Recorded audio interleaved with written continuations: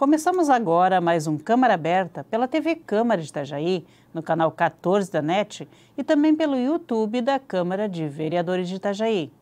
E por causa das medidas de prevenção à Covid-19, esta entrevista é remota. No dia 15 de junho de 2021, o município de Itajaí completa 161 anos de emancipação político-administrativa. Mais de um século e meio de desenvolvimento econômico e social e de criação de uma cultura própria e peculiar. E para falar conosco um pouquinho sobre a rica história de Itajaí, está conosco hoje o historiador Francisco Alfredo Braun Neto, ou simplesmente o Chico Braun, mestre em História e professor da Univale. Professor Chico Braun, seja muito bem-vindo ao Câmara Aberta. Muito obrigado, Elis, e é uma honra estar aqui com vocês e para falar um pouco de Itajaí, que sempre nos deixa muito felizes. Professor, agora no dia 15, serão 161 anos de emancipação. Mas mesmo antes de 15 de junho de 1860, a região já era habitada, já tinha uma certa colonização. Como é que veio a região, como é que era essa região nessa época em que viria a ser a futura vila e tal? Itajaí, se a gente for buscar os primórdios, digamos assim, é o século XVII, com a Sesmaria que o Dias-Arzão recebe. Então, aqui começa todo o povoamento, E com a vinda de migrantes do arquipélago do Açores, a partir de 1748, aí nós temos o que hoje é Itajaí, ligado a princípio à colônia Nova Ericeira, que é a atual Porto Belo. Então, Itajaí, até 1860, ela fez parte do município de Porto Belo. Então, nós temos essa dinâmica. Mas sempre houve o quê? A ocupação da região, além de que também os povos nativos já estavam aqui, Então, carijós, botocudos, mais no interior do município. Então, é esse movimento que começa a construir a cidade de Itajaí, Então, é interessante a gente observar essa dinâmica, uma dinâmica que remonta ao século XVII, mas que, por exemplo, em 1824, Itajaí passou a condição de vila, Então, já foi um passo que antecedeu a criação do município em 1860.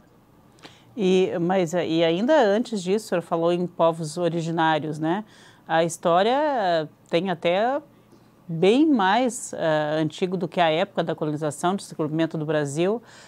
Se eu não me engano, ali na região da Itaipava, hoje ainda próximo aonde fica o nosso Museu Etnoarqueológico, existe ali um sambaqui, Houve restos de um sambaqui e tal. Quer dizer, você tinha mar até quase dentro lá, como é que era, professor? Sim, o mar ele adentrava, Então, uma das hipóteses, que a arqueologia local traz também é essa condição, quer dizer, essas populações nativas, elas vieram acompanhando o recuo do mar, É até bom lembrar que ali, por exemplo, na Praia de Cabeçudas, onde é o Yacht Club de Itajaí, ali na década de 70, quando começaram a construir o Yacht Club, encontraram um cemitério indígena. Então, Ali mesmo? ali mesmo, Aí foi feita uma escavação de salvamento e foi levado para o Museu da UFSC, O Museu Arqueológico, lá o Padre Ror, na época, veio chefiar as escavações na época e foi levado para lá. Então, assim, a hipótese qual é? Que eles vieram acompanhando a regressão do mar, Então, lá da Itaipava, eles vão vindo, Vão adentrar essa região onde hoje é a Univale, ali, essa região toda ali do bairro Fazenda, até chegar, à Praia de Cabeçudas, por exemplo, Então, vão chegando, Até porque ali onde é hoje a Beira-Rio, ali era a praia, Era a Praia da Fazenda, aquilo ali foi aterrado quando começaram a construir o Mole da Barra, aí começou, cortou a praia ali para fazer o canal, mas ali tinha uma praia. Então, essa região toda era ocupada pelos nativos, né? Que eram de quais etnias? Carijó, você Cria-se falou? em Carijós, né? E mais no interior também, Botocudos, mas esses que vieram no Sambaqui nem tem uma etnia muito definida, né? Porque se coloca como os homens do Sambaqui, né?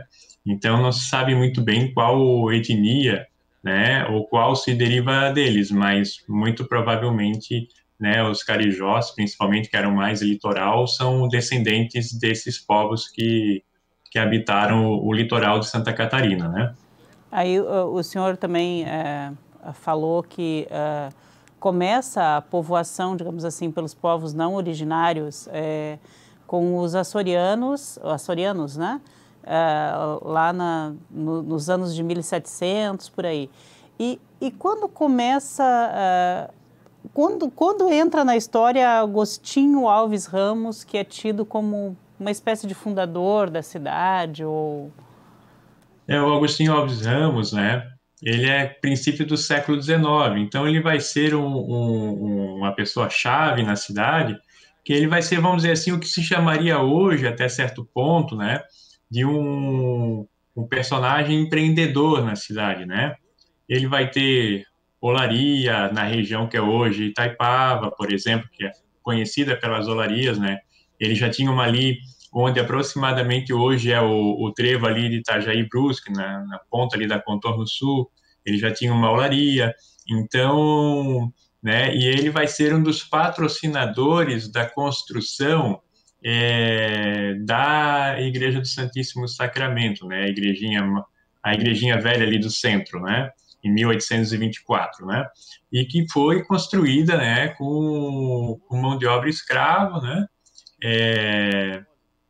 Então a gente tem esse cenário. Então ele se torna essa figura, digamos, emblemática nesse sentido, né? Porque ele realizou algumas coisas na cidade que numa perspectiva atual seria mais essa figura do empreendedor, né? O Agostinho Alves Ramos, né? Então ele traz essa ideia. No seu entendimento, assim, por que exatamente ele era um empreendedor, como eram vários outros antes disso, né? Bandeirantes, pessoal que saía da sua terra e ia tentar a vida em outro lugar. Eu cheguei aqui em Itajaí em 2010, eu não sou peixeira só de coração, né? Mas sempre me falaram que ele seria quase um fundador da cidade. Então, essa ideia ela é distorcida, na verdade. Porque assim, ó, ele é considerado, vamos dizer assim, né, também tem essa imagem de um fundador por conta que ele, quando se inaugura, por exemplo, a igrejinha velha ali, 1824, é o momento que Itajaí ela passa a condição de vila. Então, o que acontece nesse momento? Ele vai ser uma figura política importante para Itajaí nesse momento, né? Que, em certa medida, ele começa a abrir também esse caminho para Itajaí se tornar um município em 1860, né? Então, ele catalisa essa ideia da fundação do município, né? Em certa medida. Então, ele traz essa marca, digamos assim, né? De um, de um sujeito que vai ter uma influência política, né? Principalmente com a capital na época, com o Desterro, ele começa essa articulação na cidade. Então, por isso, uma ideia meio que de o fundador, né? Porque até o começo do século XIX, Itajaí também não teve muito avanço, né? Como a Seis Maria do Dias Arzão, não houve uma interação muito grande, né? Então é com Augustinho que começa esse movimento maior assim de desenvolvimento da cidade, né? Pode-se dizer que até essa época da chegada de Agostinho Alves Ramos, então, a cidade era basicamente uma extensão de uma colônia de pescadores. Era um povoado praticamente, né? Aí a partir dali começa a tomar um corpo, até digamos assim, um corpo político mais consistente. Então começa um processo mesmo de organização digamos assim, urbana da cidade que vai se concretizar depois da primeira metade do século XIX. Então, daí vem é quase uma lenda, né, da fundação da cidade por Agostinho Alves Ramos. Professor, a gente tem muito ainda que falar, mas daqui um pouquinho a gente volta, porque a gente tem que fazer um pequeno intervalo. Itajaí está de aniversário e você vai conhecer um pouco mais dessa história logo depois. Até já.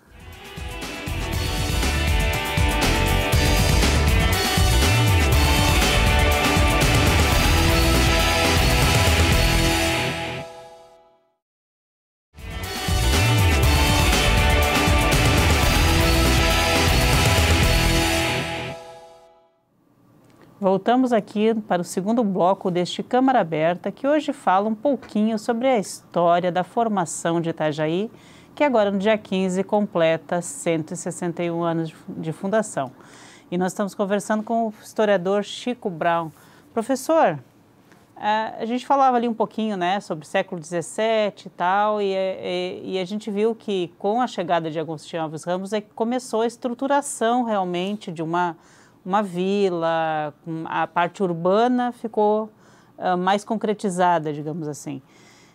Mas assim, quando se anda, né, pelas ruas de Itajaí, tem uma predominância, principalmente nas avenidas aqui, de algumas famílias tradicionais cujos sobrenomes são, na maior parte deles, de origem alemã. Quando começa essa migração? O senhor tem dados disso de quando? O que acontece, né? Com a vinda dos imigrantes para o Vale do Itajaí, Alto Vale do Itajaí, principalmente em 1850, Itajaí foi o porto de entrada, né? Desse fluxo migratório. Então, o que acontece? Então, a partir daí, esses que adentravam ao Vale, Alto Vale do Itajaí, acabam muitos ficando por aqui. Então, né, os Conder, os Bornhausen, os Malbur, os Acebo, né, que vão ficando por aqui, e tantas outras famílias, e essas famílias em específico, eles vão se colocar no comércio, e principalmente no comércio aduaneiro, então o comércio portuário, né, os Malbur, os Bauer, né, os Acebur, né, e os Conder também. Então, aí eles começam a desenvolver o comércio aduaneiro, e aí isso depois vai produzindo, até o final do século XIX, dos anos 1800, um elo de ligação com as colônias do Vale, Blumenau principalmente. Tanto que daí saem algumas alianças e parcerias, né, no futuro, como, por exemplo, o Banco Inco, que é fundado em Itajaí em 1935, né, ele sai da parceria entre os Conder, os Hering de Blumenau e os Renault de Brusque. Então, eles fundam o Banco Inco, né, que é o Banco do Comércio, aliás, o Banco da Indústria e Comércio, né? Então, eles fundam esse banco em 1935, então é esse elo de ligação. E esse elo de ligação também promoveu um elo de ligação política, principalmente dos Conder, com o Partido Republicano a partir da ascensão da República, né?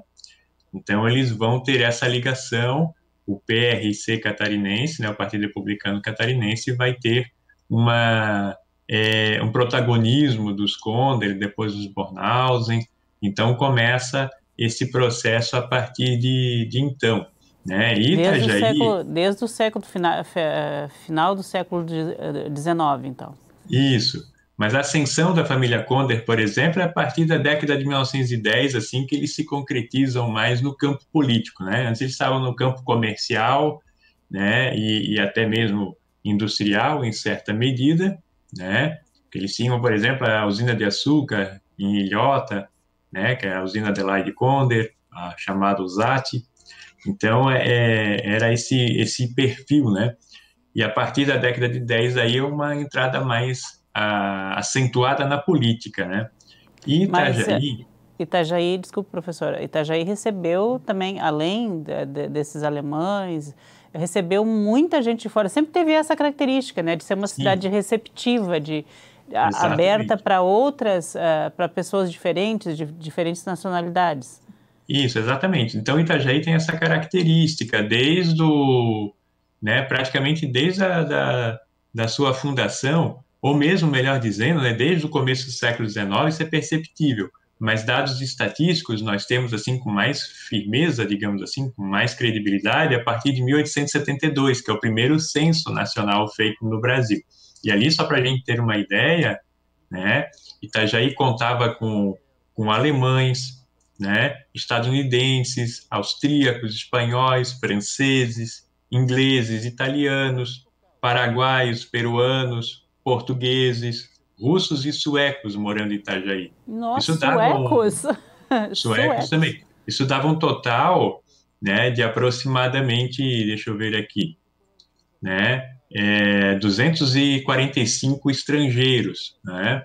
Desses também, só para a gente ter uma ideia, desses estrangeiros nós temos também 94 africanos vivendo em Itajaí, né? Entre livres e escravizados, né? Então é um outro fato interessante, né? Então essa diversidade da cidade. Então a gente pensar Itajaí no século XIX é pensar uma cidade com escravos, com italianos, com portugueses, suecos, britânicos, franceses. Então Itajaí ela sempre, né? Ela desde o século XIX ela teve essa característica de ser uma cidade que recebe, recebeu e recebe, né? Muitas pessoas de várias partes do mundo e também a migração interna nesse período também nós conseguimos localizar aqui na cidade a partir desse censo, né? Então, por exemplo, em Itajaí tinha gente a gente chama de estado, né? No século XIX, no Império era província, mas de Alagoas, Amazonas, Bahia, Ceará, Espírito Santo, São Paulo, Minas Gerais, Mato Grosso, Paraná, Pernambuco, Rio Grande do Sul, Rio de Janeiro, São Paulo, Sergipe, e haviam 82 pessoas de outros estados morando em Itajaí. Isso aqui, se a gente pensar, né, a gente fala assim, mas é pouco. É pouco, mas a população de Itajaí em 1872, ela era de um total, né, de 6.246 pessoas, segundo o censo, contando aqui, né, os escravizados também, Os né? escravizados também. Quer dizer, então era um contingente bem expressivo de pessoas que vinham Bem, de várias bem partes do mundo expressivo. e de Uhum. outras partes do Brasil também. O senhor atribui isso a essa característica que Itajaí sempre teve de ser uma cidade voltada para o mar, quer dizer, fazendo essa questão no início do transporte, seja de mercadorias ou de pessoas, inclusive pelo rio Itajaí-Açu, que tinha uma balsa, não tinha uma balsa ou alguma coisa, Tinha, um navio que ia daqui até Blumenau e fazia isso. toda essa troca? Tinha. Então, assim, ó, isso foi muito importante porque Itajaí, desde o século XIX, né, Itajaí já tinha estaleiros, por exemplo. Então, essa questão da construção naval também, ela é uma característica que remonta ao século XIX. Antes da criação que Itajaí passou a condição de município, já havia a questão da construção naval na cidade. Então, essa vocação de Itajaí para o mar, né, ela precede, ela é anterior à criação do próprio município, né? Ela já vem. Então, existe essa cultura do mar em Itajaí, da pesca no século XIX, a pesca do bagre, né? Porque a pesca industrial em Itajaí é década de 1960. Então, isso que se pescava, né? E se vendia, se exportava, entre aspas, era o bagre, né? Que era pescado na cidade. Então, isso tudo fez com que Itajaí tivesse essa vocação voltada para o mar, né? O porto foi fundamental também. Por quê? Porque todo o transporte, até praticamente a década de 50, 60, era feito pelo mar, né? Até a construção da BR-101, se você precisava ir a Florianópolis, Laguna, São Francisco do Sul, era pelo mar. Então, por exemplo, o navio da empresa Epic, que fazia essas linhas, né, ligando Florianópolis, a Laguna, São Francisco, Itajaí e mesmo os outros estados, São Paulo, o Rio de Janeiro, o Nordeste, o Rio Grande do Sul e etc., era a empresa Cauê, porque de Florianópolis, que fazia essas linhas. E aí, quando desembarcava em Itajaí, Ele pegava um outro barco da empresa de navegação Blumenau e subia o rio Itajaí até Blumenau, por exemplo, né? Isso o Então, senhor falou que se manteve até praticamente ali metade do século XX. só que assim, né, você tem nas primeiras décadas do século XIX ali, a década de 40, se não me falha a memória, aí você começa a ter já a linha de trem que ligava Rio do Sul até Itajaí, né? Então, aí você também começa a ter essas linhas, mas o forte era ainda a navegação, né? Mas a partir daí você começa a ter essa transição, né? Mas era muito intenso, né? Até você ter uma ligação com rodovias, né? E isso é a partir da década de 50 que começa o desenvolvimento de rodovias em Santa Catarina, né? Antes disso era pelo mar. Então, Itajaí teve uma posição muito forte nesse sentido, as cidades litorâneas, né? Florianópolis tinha um porto, por exemplo, hoje não mais, mas por conta dessa condição do litoral, né? Ou seja, então o litoral, o mar é essencial. O Itajaí sempre esteve voltada para o mar e dele recebendo grande parte da sua riqueza, né? Sem dúvida, né? Ainda que não seja um porto natural, né, que você entra no rio, mas sempre o porto de Itajaí foi fundamental para a cidade, né? Por isso essa característica, inclusive, de tão diversa, né?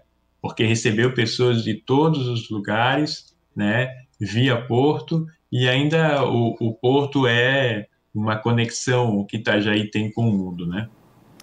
Que legal, professor. Professor, a gente tem que fazer mais um breve intervalo, mas na volta, a gente volta daí sim, falando um pouquinho mais a respeito desse jeito peixeiro, do jeito do que caracteriza a população de Itajaí. É só um pouquinho, a gente já volta.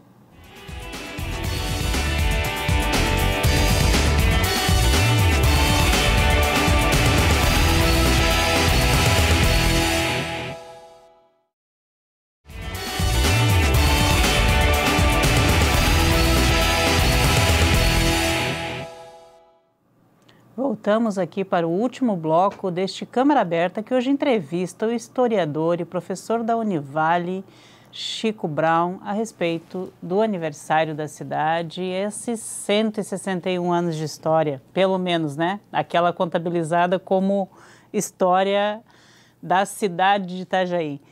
Professor, mas assim, nós conversávamos aqui que essa diversidade toda, né, que o senhor já nos contou aí que teve várias pessoas do mundo inteiro, pessoas de países que eu nem imaginei que chegassem aqui no século XIX, que vieram, ajudaram também a fazer exatamente, moldar essas características desse itajaiense que é mais aberto, que ele tem uma característica cultural bem diversa, a diversidade está na nossa alma, né?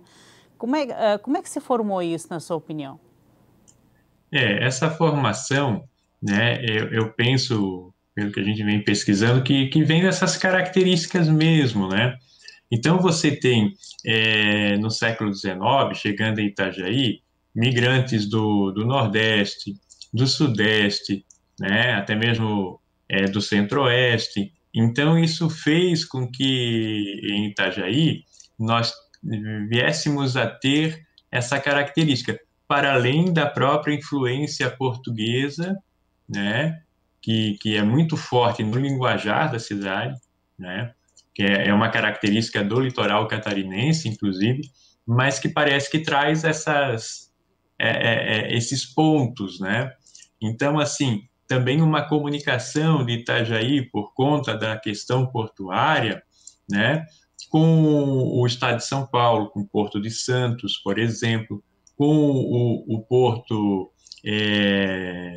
do Rio de Janeiro, com o Porto de Vitória, no Espírito Santo, né, o Porto Tubarão em Vitória, no Espírito Santo, com o Porto de Sauípe, em Pernambuco, porque até mesmo o Sindicato dos Estivadores em Itajaí, quando fundado em 1922, já tinha entre os seus componentes, né, direção de sindicato, pernambucano. Então, é essa confluência que Itajaí conseguiu estabelecer, né, conviver com essas diferenças. Então, são características muito interessantes e que hoje isso é notório na cidade, né? Quando a gente sai pela cidade, a gente encontra na culinária, sobretudo, né, vários restaurantes hoje que são de culinária do norte, que são de culinária nordestina, né? Então, não é difícil você encontrar acarajé em Itajaí, né? Comer vatapá, enfim, né, esses pontos demarcam essa característica que Itajaí mantém, que é essa característica da diversidade. Né? A gente quase que encontra o mundo em Itajaí. Costumo brincar com as pessoas que a gente não precisa ir a São Paulo para comer pastel feito por chinês, por exemplo. A gente consegue fazer isso aqui em Itajaí, né? Então, essa diversidade que a cidade traz dá uma alma cosmopolita para a cidade. Né? E que ela é um tipo de formação, ela é bem diferente realmente, é diferenciada do que acontece, por exemplo, no interior. Você vai bem pertinho aqui em Blumenau, você tem uma dominância realmente de uma colonização europeia, o jeito das pessoas, a linguagem, um senso de comunidade mais fechado. E aqui é exatamente o oposto disso, é muito diverso, né? Então a gente consegue encontrar essas marcas, né, que são importantes assim para a formação de uma cidade. Acho que isso enriquece muito, né, dá muita riqueza à cidade de Itajaí, né, essa formação e essa diversidade que a gente tem, que só olhando, né, como eu citei, a culinária, a gente consegue encontrar essa culinária praticamente do mundo inteiro aqui na cidade, né? A gente consegue fazer isso, encontrar isso na cidade, né? Então é uma riqueza muito grande que nós temos na cidade de Itajaí. E culturalmente também a gente tem algumas outras características bem diferenciadas em relação a outros pontos do estado, principalmente aqui a região de Blumenau, do Vale, Alto Vale e Médio Vale, que você não encontra em outros locais, só encontra aqui. Por exemplo, a questão da cultura negra. Tem correntes fortíssimas de cultura negra, muito ativo, inclusive, muitos grupos ativos aqui na cidade, né? Sim, sem dúvida, né? Principalmente o movimento negro. E aí é importante salientar, né, que Itajaí, ali no censo de 1872, por exemplo, contava já com 948 afrodescendentes, né? 500 deles na condição de escravos. Então, se a gente vai olhar isso na média da população, isso até ajuda a desconstruir a ideia de que aqui ou não tinha ou se tinha muito poucos escravos. Mas se a gente for olhar só o contingente de escravos, Itajaí tinha em torno de 6% da população escrava. Somando a população afrodescendente, isso chegava a 15, 16% da população em 1872. Então, é uma população, né, que está na cidade e região já há muito tempo e que tem uma contribuição enorme na formação cultural da cidade, né?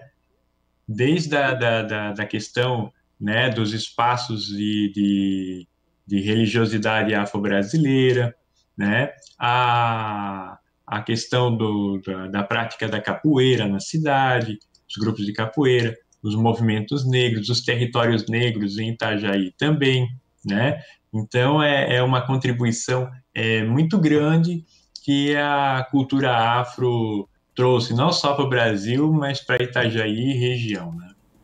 E, professor, assim, nos aproximando um pouquinho mais, como é que o senhor, vamos fazer aqui um exercício, o historiador não gosta muito de fazer exercício de futurismo, né? Mas a história serve para isso também, né? Para te dar uma base para que você possa projetar ou não repetir erros, né? Na sua opinião, existiram, claro, pontos maravilhosos na história de Itajaí, muitos diferenciais, mas quais que tipos de coisas a gente não deve ou pode ser que se aprenda com a história a não repetir? Existiu algum ponto divergente nessa história bonita toda? Olha, é difícil elencar assim, né? Mas eu creio que o que nós devemos, não sei se agora eu te responderia com não repetir, mas talvez seja mesmo a ideia de intensificar cada vez mais essa condição da Itajaí da diversidade. Eu penso que, né, não entrar nessa conversa, às vezes, de que o fulano é estrangeiro, como a gente já ouviu falar, né, porque isso dá uma beleza tão grande à cidade, é tão bom, às vezes a gente está ouvindo até mesmo outros idiomas, né, como recentemente nós recebemos nossos irmãos do Haiti na cidade. Então é muito bom andar pela cidade, ouvir outro idioma, isso dá uma beleza à cidade, né?